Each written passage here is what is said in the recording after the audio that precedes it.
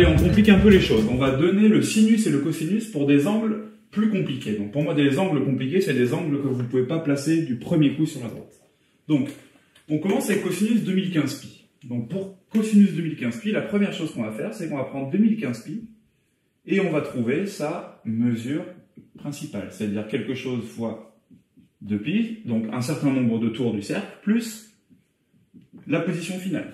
Donc, combien de fois je peux rentrer 2pi dans 2015 pi? Donc, moi, je sais que 2015, si je fais 1000 fois 2, ça me fait 2000. Donc, si je fais 1007 fois 2, ça me fait 2014. Et pour passer de 2014 à 2015, je vais juste rajouter pi. D'accord? Donc, ça veut dire que pour placer 2015 pi, je fais 1007 fois le tour. Autant vous dire que je ne vais pas les faire à la main. Et à la fin, je rajoute pi. Donc, ici, je me retrouve à 2015 pi. Donc, je vous rappelle que on cherche le cosinus de 2015 pi. Le cosinus, c'est pour chaque point son abscisse. Et le sinus, c'est pour chaque point son ordonnée. Donc, si je cherche l'abscisse de ce point-là, je sais que mon cercle, il a un rayon de 1. Donc, cette longueur-là, elle vaut 1. Donc, la coordonnée de ce point sur l'axe horizontal, c'est non pas 1, mais moins 1. Pourquoi? Parce qu'on va se positionner dans les négatifs. Là, il y a les positifs, là, il y a les négatifs. Du coup, je peux dire que cosinus 2015 pi, c'est moins 1. Ça, c'est fait. Allez, sinus 125 pi sur 2. Donc, 125 pi sur 2, pareil, c'est compliqué pour moi à positionner. Donc, je vais dire que 125 pi sur 2, je vais calculer sa mesure principale. Donc, je vais dire que c'est un certain nombre de fois de pi plus un reste. Et que c'est ce reste-là que je vais utiliser pour positionner sur le cercle. Combien de fois j'ai 2 pi dans 125 pi sur 2? Pas facile à savoir. Du coup, je vais le mettre sur 2, en faisant x2 en haut et en bas, pour savoir combien de fois j'ai au final 4 pi sur 2 dans 125 pi sur 2. C'est-à-dire combien de fois j'ai 4 pi dans 125 pi. Eh bien, 4 fois 25, ça me fait 100. 4 fois 30, ça me fait 120. 4 fois 31, ça me fait 124. Donc si je fais 31 fois 4 pi, je tombe sur 124. Combien il me reste pour passer de 124 à 125? Ben, 1 pi sur 2. Donc 125 pi sur 2, après avoir fait 31 fois le tour du cercle, ça me ramène à pi sur 2, c'est-à-dire ici. Alors, je cherche le sinus de 125 pi sur 2. C'est-à-dire, je cherche l'ordonnée de ce point-là. Donc, l'ordonnée de ce point-là, je vais le lire directement sur la courbe verticale. Ce point-là, le cercle trigonométrique a un rayon de 1. Du coup, ici, j'ai une longueur de 1. Je suis bien dans les positifs. Du coup, l'ordonnée de ce point-là, c'est-à-dire son sinus, il vaut 1. Allez, on continue, on est chaud. 55 pi sur 3. Donc, rebelote, 55 pi sur 3, il faut d'abord que je le place. Donc, pour le placer, je vais trouver sa mesure principale, quelque chose fois 2 pi plus un reste qui me donne la position.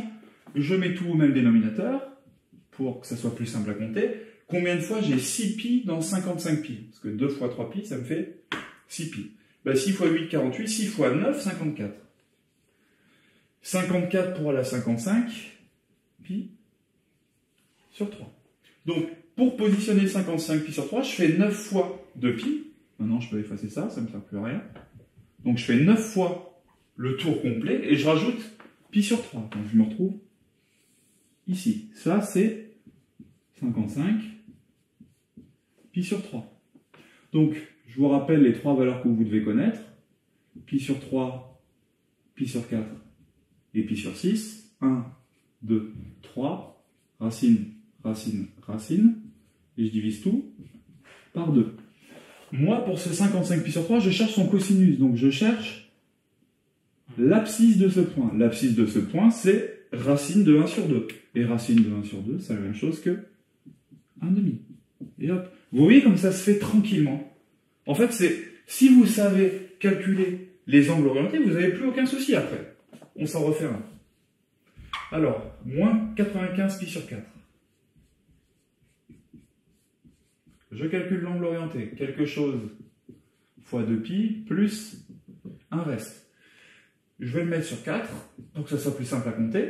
Combien de fois je rentre 8 pi là-dedans? Ben, je sais que 10 fois 8 pi, enfin moins 10 fois 8 pi, ça va me faire moins 80. Donc moins 12 fois 8 pi, ça va me faire moins 96. Donc je vais le faire rentrer moins 12 fois.